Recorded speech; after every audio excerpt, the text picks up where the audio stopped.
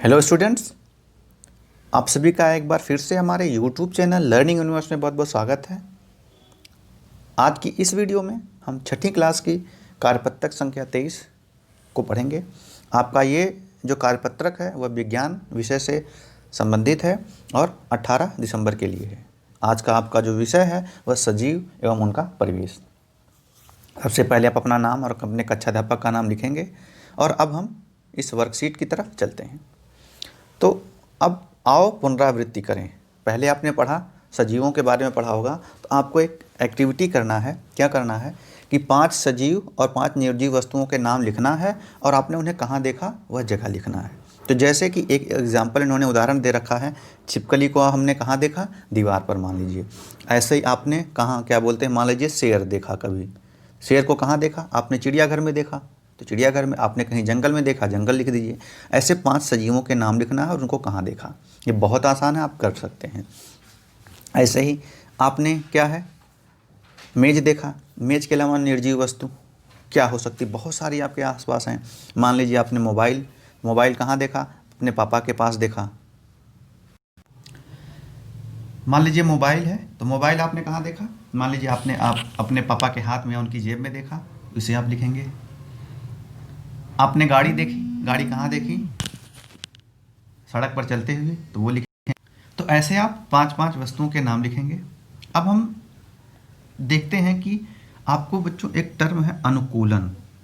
अनुकूलन का जो सामान्य अर्थ ये है कि कोई भी परिवेश जो हमारे अनुकूल होता है, जिसमें हम अपने आप को रहने योग्य बनाते हैं, वो मानते हैं वो अनुकूलन होता है। जैसे कि मछली जो है वो, उसका अनुकूल परिवेश क्या है, पानी, जल। अब मछली को आप हवा में रखेंगे, स्थल पे रखेंगे तो वो मर जाएगी। ऐसे ही मान लीजिए कोई चिड़िया है, मुर्गा है, मुर्गी है। अब उसे आप कहेंगे कि जब पानी के अंदर रहे तो वो उसके लिए अनुकूल वातावरण नहीं है, परिवेश नहीं है, वह वहाँ भी मर जाएगी। तो इसीलिए वह परिवेश जब विशिष्ट संरचना अथवा स्वभाव की उपस्थिति किसी पौधे या जंतु को उसके परिवेश में रहने योग्य बनाती है तो वह उसके अनुकूलन कहलाता है, अनुकूल कहलाती है। अब देखिए आकाशीय आवास।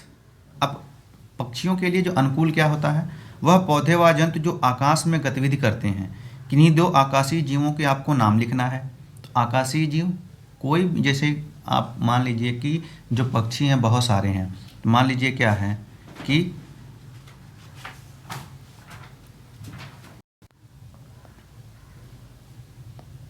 बाज हो गया, चील, ये सब जो आकाशीय जीव है। अब आपको क्या है कि जलीय आवास, यानी जल में पाए जाने वाले पौधे और जंतु जो जल में रहते हैं। अब कोई 2 जलीय जीव के नाम लिखिए।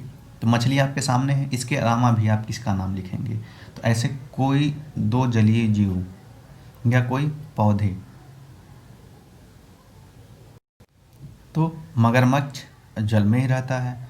आप देखें कछुआ, वो जल में ही रहता है। तो 2 ऐसे जीवों के नाम लिख सकते हैं। अब क्या है, स्थलीय आवास, यानी स्थल पर पाए जाने वाले पौधे एवं जंतुओं का आवास। अब किन्हीं 2 के नाम लिखने हैं। तो आप स्थल पे ही रहते हैं, हमारे आसपास जो भी जीव रहते हैं वो स्थल पे ही रहते हैं। तो ये तो बच्चे हम नहीं बताएंगे, आप खुद लिखिए। 2 क्या, उससे ज़्यादा भी लिख सकते हैं। अब आते हैं आगे। सजीव जीवों की उन विशेषताओं को सूचीबद्ध कीजिए जो उन्हें निर्जीव जीवों से अलग करती है। अब बच्चों आपको खुद सजीव और निर्जीव, जो मान लीजिए 2 चीज़ें ले लीजिए। एक जगह मान लीजिए आप मानव, जिसे आप सजीव हैं, एक तरफ मेज है, वह निर्जीव है। तो दोनों में जो उन विशेषता को अलग करिए जो दोनों को अलग करती है। जैसे हम सांस लेते हैं, वह सांस नहीं लेते हैं। हम चलते फिरते हैं, मेज चलता फिरता नहीं है, समझ गए ना। हम खाना खाते हैं, मेज खाना नहीं खाता है। हम बोलते हैं, वो बोल नहीं पाता है, हैं? मानव में वृद्धि होती है, मेज में वृद्धि नहीं होती है। तो ऐसे आप और भी जो चीज़ें, आप हर बच्चे अलग अलग जो भी आप ऑब्जर्व करते हो उसे आप अलग अलग लिखेंगे। आप मानव की जगह कुत्ते को ले लीजिए, आप घड़ियाल को ले लीजिए, मछली को ले लीजिए, मेज की जगह कॉपी को ले लीजिए, मोबाइल को ले लीजिए।